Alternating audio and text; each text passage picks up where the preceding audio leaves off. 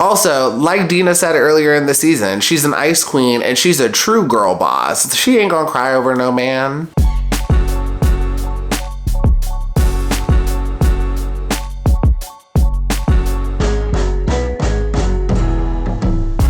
Hi everyone, my name's Dimitri and welcome back to DimitriTube. The Bachelor, Night 6. Let's talk about it. As always, if you're enjoying my videos, please go ahead and pound that like button, pound that subscribe button, and ring that notification bell. I'm a growing YouTuber and like subscribes really help me out. So just two quick things before we get started. First, Gabby Wendy got married. And this is slightly interesting because she was the lead of The Bachelorette to now she just married a woman. And her partner's name is Robbie. I really don't know much information about her. I believe they do a podcast together and she's also a comedian. I think I watched part of her stand-up one time. But congratulations to her. Next week's episode of The Bachelor is the Women Tell All, and I'm telling y'all right now, if it's not good, I will not be doing a review on it. I'm just gonna like tack it on to the next episode, or I'm just gonna skip it all together, but we'll see how it is. Okay, that's all I got. Let's dive into the review. The first hometown we get is with Juliana. She's from Newton, Massachusetts. I think this is just one of the suburbs of Boston, and she serves us a black top with some of those Gen Z mom jeans, and y'all know how I feel about those, like, not my fave. And like I said in a previous episode, I'm pretty sure Grant gave that necklace to her because the necklace she's wearing, I'm pretty sure it was the necklace Grant gave her from her one-on-one. It looks like the same one to me. For this date, Juliana really shows off how Italian she is. They make pizza at an Italian restaurant. They stop and get flowers. They make cannolis. And during the day portion, Juliana does admit that meeting her family will be tough due to the low point she was at with her previous relationship. So we move on to the night portion and we get to meet Juliana's family, and it basically looks like a family reunion. She has a huge family, and actually all of the contestants this season have very large families except Zoey. And due to the heavy Boston Italian accents, I felt like I was in an episode of The Sopranos, but I wasn't mad at it. And sidebar, did anyone else think Juliana's sister looks like Snooki? Or was that just me? So just a couple things I want to mention about meeting the family. So Juliana's dad almost felt like a character. I was very much like, is your dad really like this all the time? Or is he like putting on this character of like the tough Italian dad? Grant has a one-on-one with Juliana's dad, and Grant says he loves her character and loyalty and says Juliana could help him grow as a person and be a good partner, and her dad ate it up. And not only that, Grant also says he would value him as a father-in-law. And as the night portion progressed, you could tell Juliana's dad was acting like a tough guy, but deep down he's a softie. And then Grant also has a one-on-one with Juliana's mom, and Grant shows off his wolf tattoo because he's like a lone wolf, and Juliana related to that because she felt alone at a portion of her life or whatever. And I just gotta say it, I thought that was very ghetto. I did. And in general, if you're a guy, do not show off tattoos to someone's parents. Like, most parents still are like very conservative and like they don't want to see or know that you have a ton of tattoos. The only exception I could say is like you got to feel it out. Some parents are really chill about that thing, but you would know after interacting with them a little bit. Also, if their parents themselves are heavily tatted, it could be possibly something you could talk about, but even then I wouldn't do that on a first meet. What did y'all think about Grant showing off his tattoos to Juliana's mom? Put it below in the comments because I didn't really care for it. Anyways, just a heads up, y'all, I do not have a ton of notes for pretty much any of these dates, but overall, I thought the date went well, and the fact that Juliana has a very large and loving family, you could tell it was like a huge bonus for Grant. And just overall, after watching the whole thing and how just Grant meeting the parents and the family went well, you could just tell how much more excited Grant was for Juliana. And like the whole meeting the family may have been a little produced, but I do think Grant and Juliana's feelings in that moment were very authentic and not phony. And at the end of the day, Juliana says she's falling for him, and just when they said goodbye and just the whole thing, I truly think Juliana's gonna win. It just doesn't seem like anyone else is that far ahead. And Litia may be pulled closer to where Juliana's at after her hometown date, but still, I still don't think Litia and Grant have the kind of connection that Juliana and Grant do.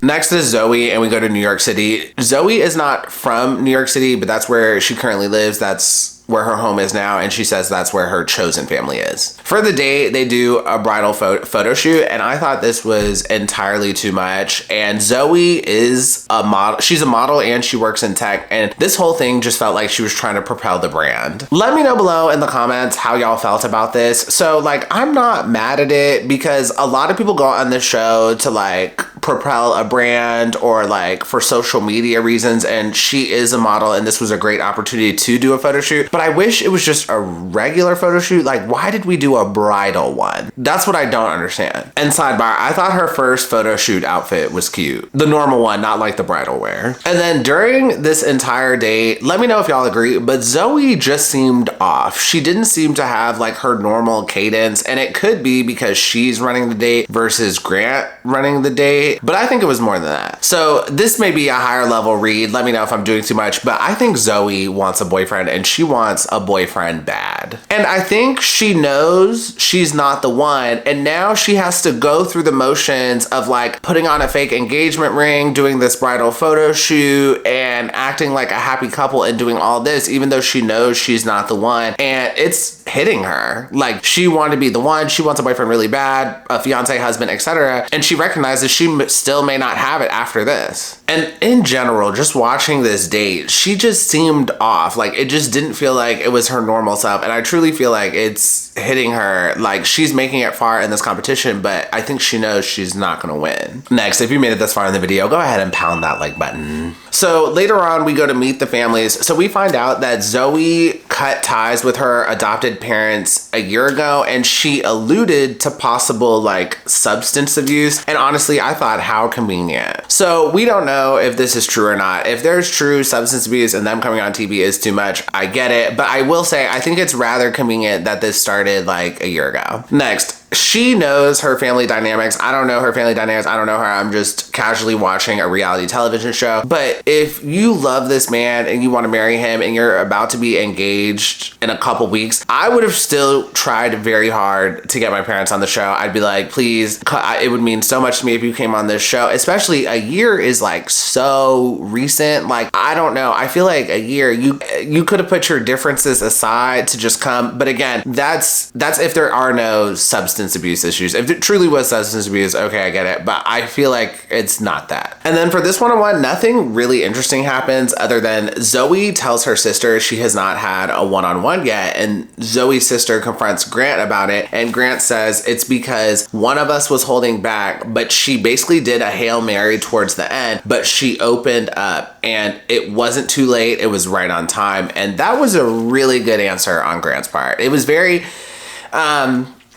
it wouldn't make me comforted that he was really in this for my sister, but I will admit it was a good answer. And that's literally all I got for Zoey's one-on-one. I don't know, maybe I wasn't paying attention as hard as I wanted to, but I did not see anything really notable about this one-on-one. For the next hometown, we have Litia, and we pull up to Star Valley, Wyoming. And Litia is wearing a faded redneck camo jacket, some mom jeans, and boots. And like, this is a cute outfit, but like, I don't think she should have worn the redneck camo, and like, if you know, you know. The redneck camo does not bother me. I'm from Virginia. I've been around a lot of country people. I've been around a lot of Southern people, and when I see it, I associate it with like fishing or hunting or something like that. But I know a lot of people who aren't used to seeing it will associate it with like a certain political party. So I do think Litia did take a risk by wearing this on national TV, because a lot of people just won't get it, and they may immediately have a bad vibe about her by seeing her in it. But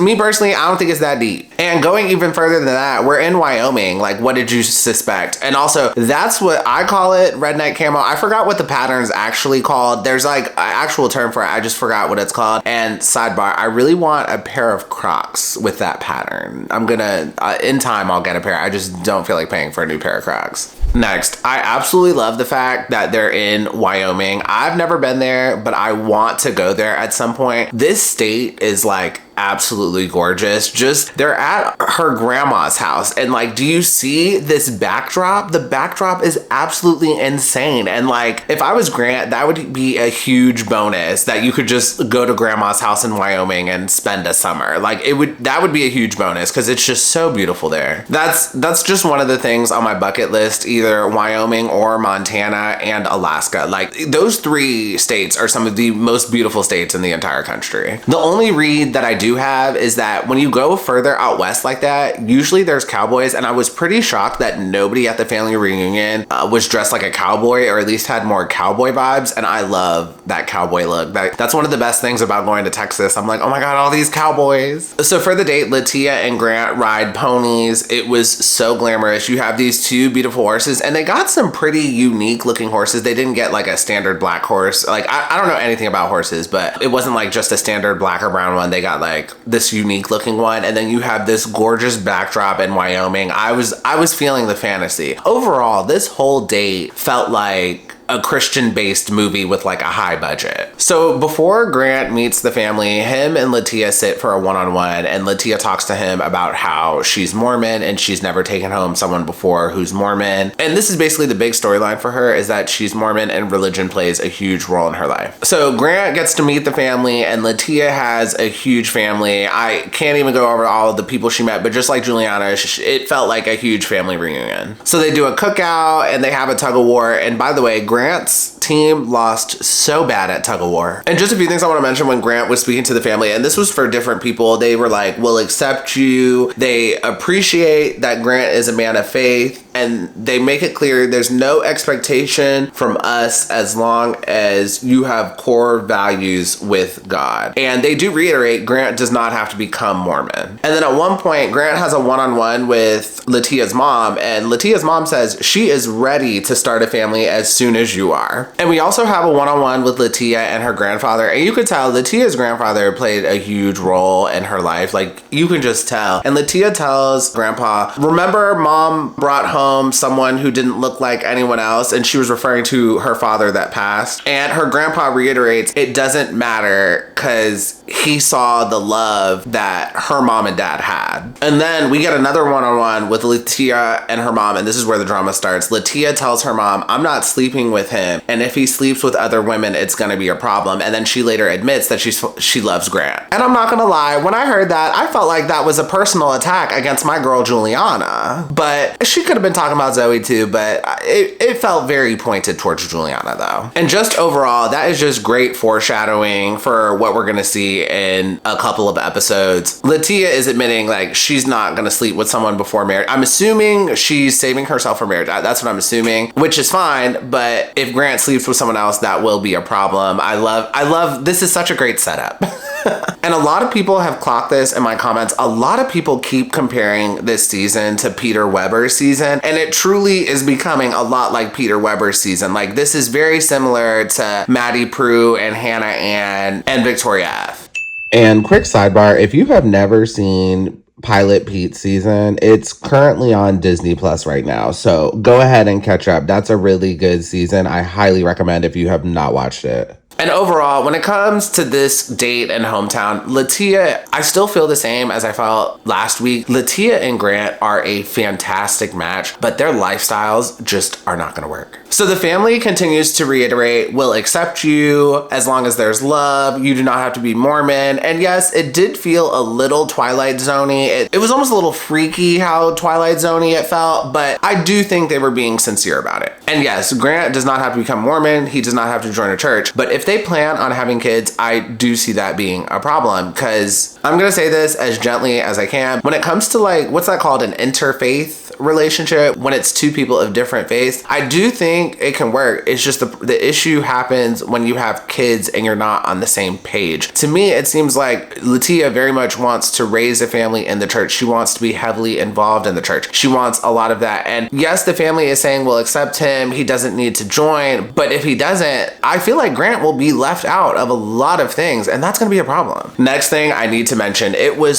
so wild to me that Litia's mom was like, she's ready to start a family as soon as you are. So yes, I know family is very important to them, but it's so interesting how in Mormon communities, they really push marriage, engagement, and having a family very early. I'm from Northern Virginia near DC, and it is rare for people to get married at a young age, but I always find it interesting when you go to other places and it's very common. Like, it's just so interesting how culture plays such a huge part on like your average timelines for getting married. And specifically, if you get on TikTok, there are so many women from Utah or from like Mormon communities in that area who are like married and engaged by 21, which is really wild to me. But over there, it's very normal. And the reason I bring this up is because the families encourage them to get married and have kids so quickly. Like, it is very clear they are pushing Litia to get married, find a husband, have kids. And Litia's family is making it very clear to her that her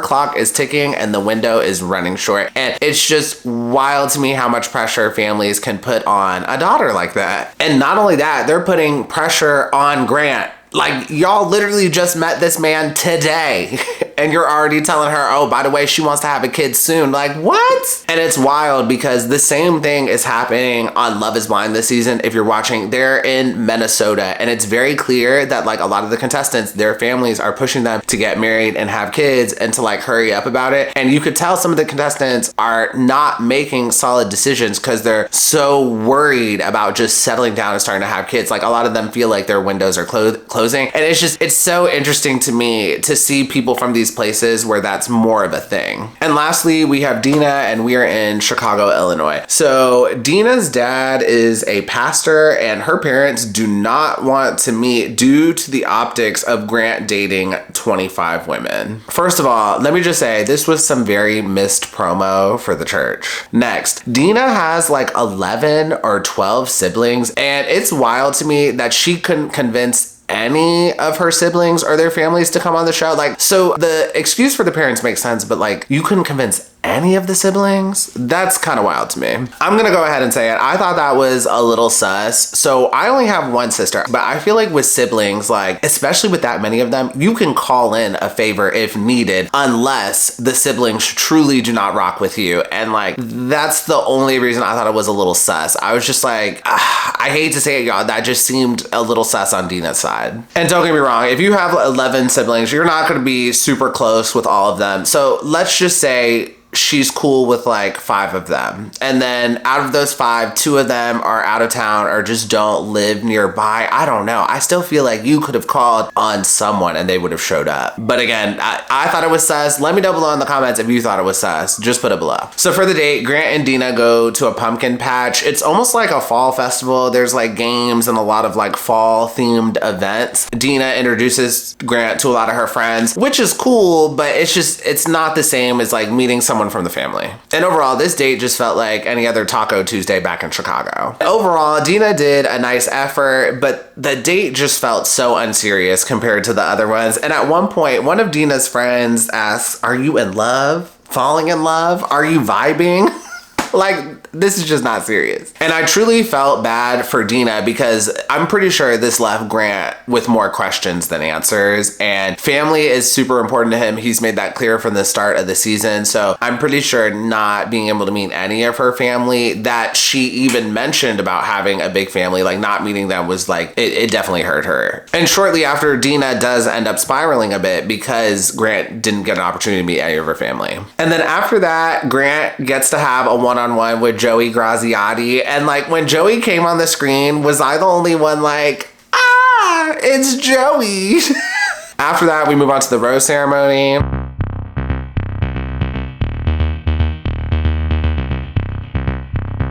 And yep, it's that time, outfit of the episode. For this week's outfit of the episode, I'm giving it to Grant for his suit during the rose ceremony. Nothing special here. I just thought it was a nice shade of blue. Somebody put this in my comments. They were like, oh no, now that Carolina's gone, we're not gonna have any more outfits of the episode. And low-key, that's kind of true because I wasn't really feeling any of these outfits. Again, the first photo shoot outfit Zoey was wearing was cute, but I was like, did this really deserve outfit of the episode? Like, I wasn't really feeling any of the outfits this episode. They weren't bad, but whatever.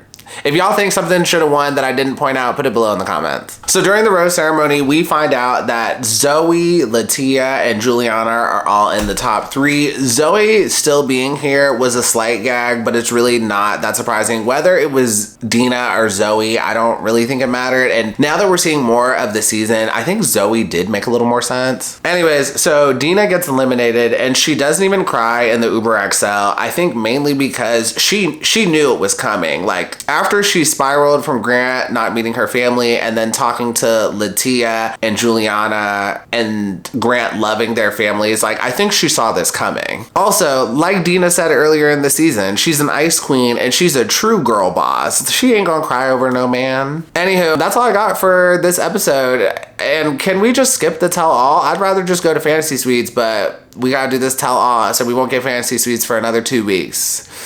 Bummer. Let me know your thoughts on this episode below in the comments. And as always, if you enjoyed this review, please go ahead and pound that like button, pound that subscribe button, and ring that notification bell. And I will see you all next time. Have a good one. Bye.